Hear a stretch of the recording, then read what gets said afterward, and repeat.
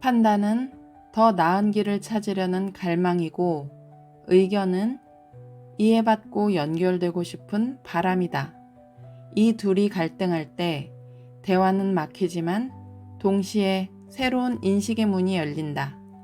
결국 판단과 의견은 하나의 전체를 다른 각도에서 비추는 서로의 거울이다.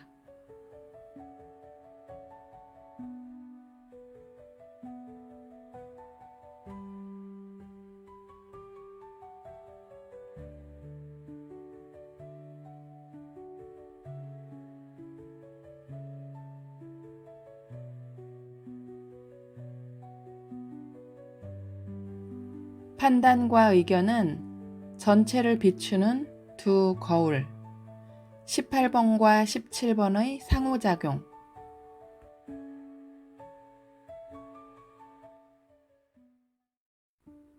자기 꼬리를 무는 뱀, 우로보로스. 고대 신화와 연금술, 그리고 칼융의 분석심리학에서 우로보로스는 늘 역설적이다. 이 뱀은 전체를 상징하면서도 동시에 자기 소모의 위험을 품고 있고 소멸과 재생이 같은 고리 안에서 일어난다. 문제를 풀려는 시도가 문제의 먹잇감이 되기도 하고 그 소용돌이 속에서 또 다른 질서가 태어나기도 한다. 나는 이 상징을 떠올리며 내 안에서 일어나는 상반된 감정을 바라본다. 누군가 내 심기를 건드리는 순간 숨겨진 회로에 스위치가 눌린 듯 내 안의 두 극이 함께 깨어난다. 엑셀과 브레이크를 함께 밟는 것처럼 나아가려는 힘과 멈추려는 힘이 충돌하며 혼란스러운 딜레마 속으로 나를 끌어당긴다. 오늘 우리가 마주할 18번과 17번 쌍은 인간관계 속에서 이 우로보로스의 고리를 가장 선명하게 보여준다.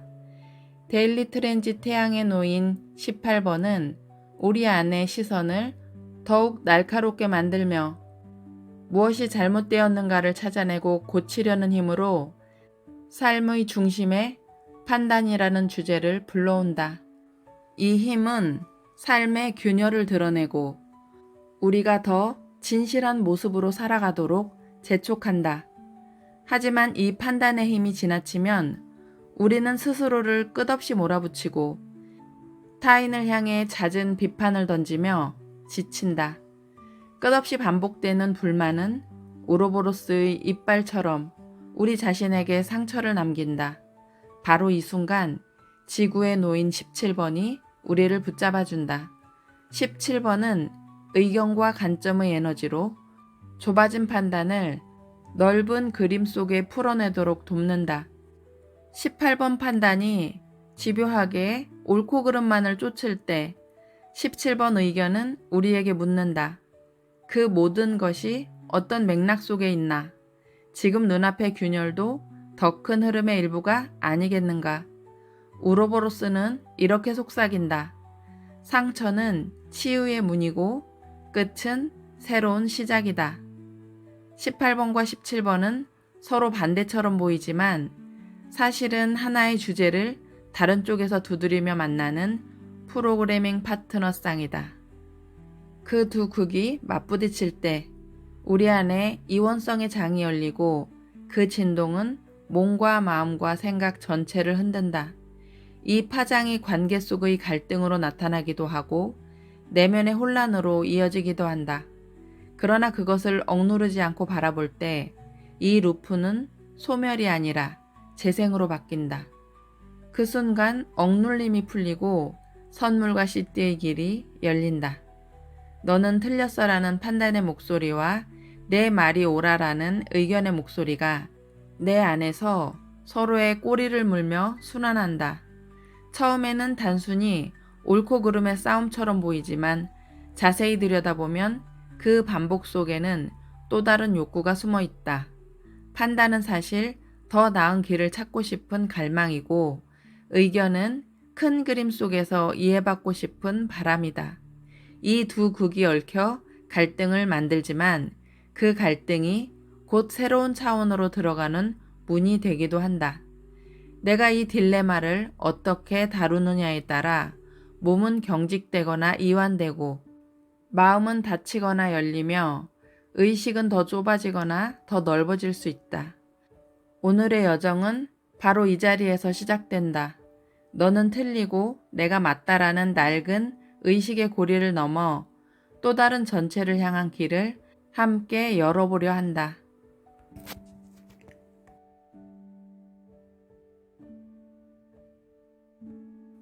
그림자 상호작용. 왜 갈등은 끝없이 반복될까? 우리는 대화를 나누다가도 불현듯 마음이 불편해지고 긴장이 높아지는 순간을 자주 경험한다. 상대가 내 생각과 다른 의견을 말하면 곧장 마음속에 두 목소리가 일어난다. 하나는 저건 틀렸어 라고 속삭이고 다른 하나는 내 말이 맞아 라고 고집한다. 겉으로는 짧은 대화일 뿐인데 안쪽에서는 이미 큰 파도가 일어나고 있어 대화는 흘러가지 못하고 막혀버린다. 18번 그림자 판단은 늘 잘못된 것을 찾아내고 교정하려 든다. 겉으로는 정의의 목소리처럼 보일 수도 있지만 그 깊은 민마음에는 이대로 충분하지 않다는 불안이 깔려 있다. 그래서 상대의 말이나 태도 속에서도 먼저 부족함을 본다. 그 불안은 날카로운 지적으로 변해 나와 상대를 모두 끊임없이 재단하게 만든다. 17번 그림자 의견은 자신이 가진 관점에 집착한다. 한 부분만 보고 그것을 전체로 단정하며 다른 시선을 쉽게 배제한다. 내가 본 것이 전부다라는 태도는 확신을 굳게 만들지만 그 확신은 유연함을 잃게 하고 다름을 만났을 때 호기심보다는 방어와 고집이 먼저 앞서게 되는 것이다. 이 두 그림자가 동시에 움직이면 대화는 금세 옳고 그름의 싸움으로 바뀐다. 판단은 상대의 입장을 더 결점투성이로 보게 하고 의견은 상대의 반응을 억압이나 공격으로 받아들인다. 그 악순환은 점점 빠르게 돌며 몸은 굳고 마음은 답답해지고 생각은 닫혀버린다. 결국 우리는 서로의 차이를 이해하기보다 상대를 교정하거나 나를 지켜내려는 싸움 속에서 지쳐간다. 나의 경험도 다르지 않다. 평소에는 비교적 수용적인 편이라 사람들의 이야기에 맞장구를 치거나 흘려보내기도 한다. 그러나 누군가 나를 단정적으로 평가하거나 재단할 때는 마음이 즉시 불편해진다. 왜 저렇게 쉽게 잘라 말하지? 내 진심을 저렇게 단순하게 규정해도 되는 걸까? 이런 생각이 올라오면 억울함이 뒤섞여 표정이 굳어지고 대화는 금세 무거워진다. 이 순간 내가 불편한 것은 상대의 말 때문만이 아니라 내 안에서 판단과 의견이라는 두 힘이 동시에 작동하기 때문이라는 것을 깨닫는다. 한쪽은 계속 잘못을 드러내려 하고 다른 한쪽은 내 입장이 옳다고 증명하려 한다. 이 두 힘의 충돌은 내 안에서 파장을 일으키고 나는 그 긴장 속에서 소모되고 만다. 하지만 이제는 이 패턴을 다르게 바라본다. 그림자의 상호작용은 단순한 결함의 지적이 아니라 성장과 통합으로 이끄는 입구가 될 수 있다. 판단과 의견이 충돌하는 바로 그 자리에서 우리는 결국 자신이 진정으로 원하는 바를 마주하게 된다. 그 바람이 드러나는 순간 갈등은 더 이상 벽이 아니라 새로운 문으로 바뀌기 시작한다. 그래서 다음은 이 그림자가 어떻게 선물의 모습으로 변해가는지를 함께 살펴보려 한다.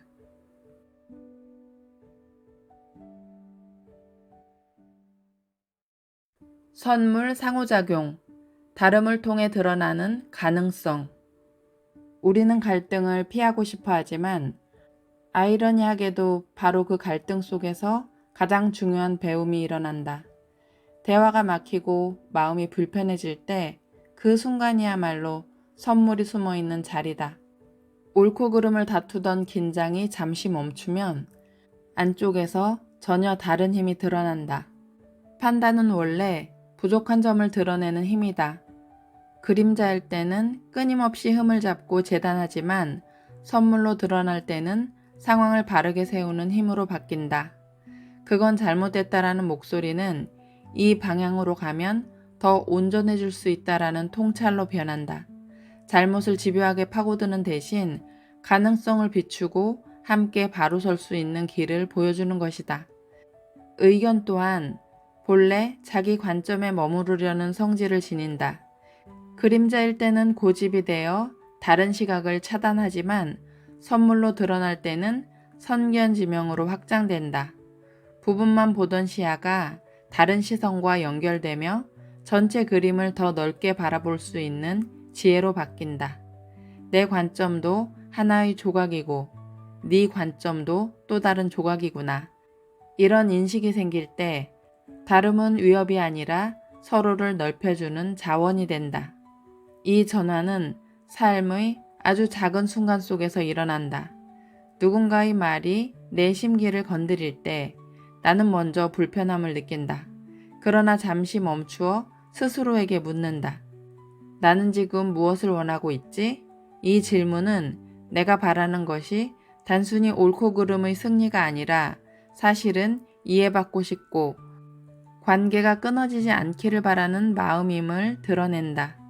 그 알아차림이 일어나면 판단의 날카로움은 조금씩 누그러지고 의견의 고집도 한결 풀린다. 대화는 다시 이어지고 닫혔던 마음은 다시 열린다. 최근 가족 간 대화에서도 이 흐름을 뚜렷하게 느낀 적이 있다. 동생이 널 위한 말이야라며 딸에게 조언했을 때 딸은 곧장 방어적으로 반응했다. 두 사람은 서로를 위한다고 말하면서도 동시에 상대의 말이 틀렸다고 주장했고 대화는 단절로 향하는 듯 했다. 나는 옆에서 속상한 마음에 급히 중지하려 했지만 돌아온 반응은 그게 더 불편하다는 말뿐이었다. 나중에 묵상해보니 중재가 꼭 해답은 아니었다. 오히려 내가 성급히 나서면서 두 사람이 스스로 소화하고 다듬을 시간을 빼앗았던 것이다. 그 뒤로는 바깥의 상황을 바로잡으려 하기보다 내 안을 먼저 돌아보려 했다. 내가 하지 말아야 할 건 무엇일까? 또 내가 할 수 있는 건 무엇일까? 이렇게 물을 때 상대 역시 각자의 방식으로 자기 안에서 답을 찾아가고 있다는 것을 깨달았다. 갈등이 반드시 단절로 끝나지 않아도 된다는 사실, 오히려 각자가 자기 내면을 비추는 계기가 될 수 있다는 사실을 그때 배웠다. 이처럼 판단과 의견은 갈등과 단절로 이어질 수 있지만 두 선물이 만날 수 있는 다리가 되기도 한다. 판단은 상황을 바로 세우고 의견은 다른 시각을 이어준다. 이 둘이 합쳐질 때 우리는 같은 주제를 서로 다른 각도에서 바라보고 있음을 알게 된다. 갈등이 사라지는 것은 아니지만 그 속에서 새로운 가능성이 열린다. 다름은 더 이상 나를 위협하지 않고 오히려 관계와 의식을 확장시키는 자원이 된다. 이렇게 갈등이 선물로 바뀌는 순간마다 몸의 긴장은 풀리고 마음은 더 넓어지고 의식은 다른 차원을 향해 열린다. 이 선물이 깨어난 자리에 이제 더 깊은 차원의 문이 열린다.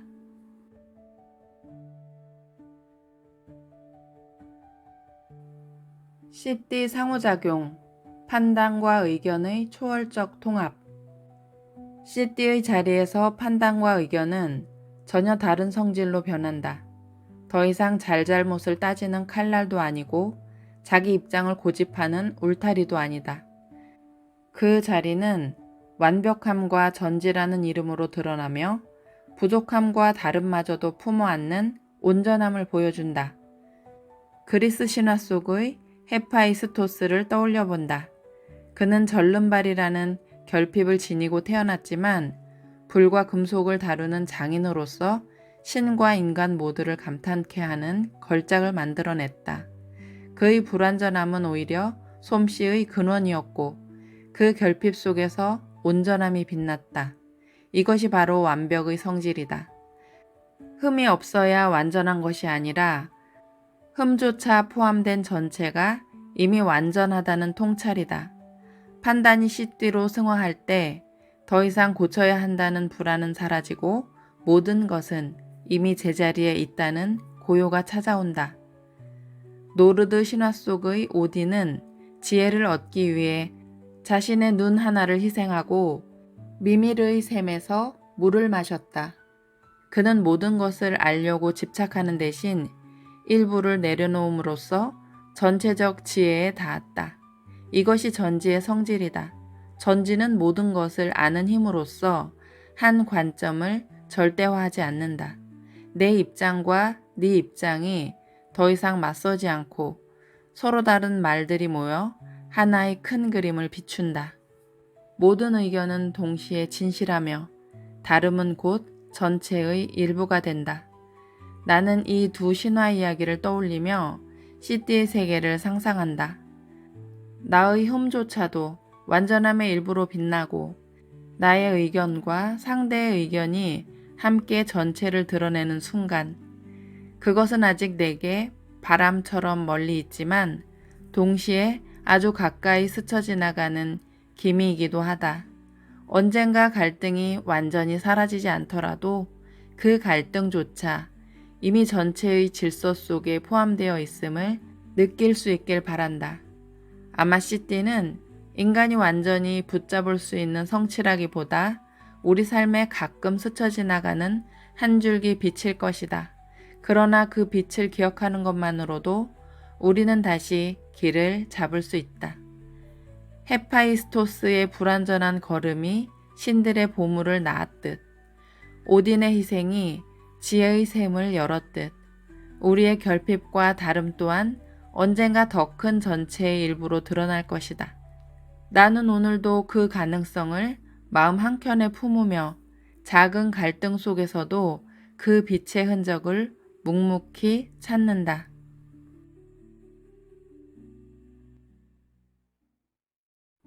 다시 고통의 문 앞에 서며 우리는 종종 대화 속에서 마음이 흔들리는 순간을 맞이한다.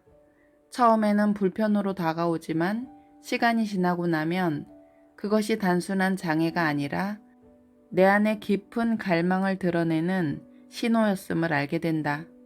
돌아보면 판단과 의견은 늘 함께 춤추고 있었다. 판단은 무엇이 잘못되었는지를 드러내고 의견은 내가 본 세상의 조각을 붙들었다. 그림자일 때는 서로 갉아먹었지만 선물의 자리에서는 내 삶을 더 정직하게, 더 넓게 바라보게 하는 도구였다. 이제 나는 그것을 일상의 현실에 적용해 보려 한다. 판단이 올라올 때 그것을 곧장 비판으로 던지지 않고 여기서 무엇을 더 바로 세울 수 있을까? 라고 스스로에게 묻는다. 의견이 고집으로 굳어질 때 내가 보는 그림은 전체의 한 부분일 뿐 다른 조각은 어떤 모습일까? 라고 물어본다. 그렇게 한 걸음 물러서서 바라볼 때 갈등은 적이 아니라 나를 성숙으로 이끄는 벗이 된다. 결국 판단과 의견은 나를 갉아먹는 적이 아니라 나를 단단히 빚어가는 도구다.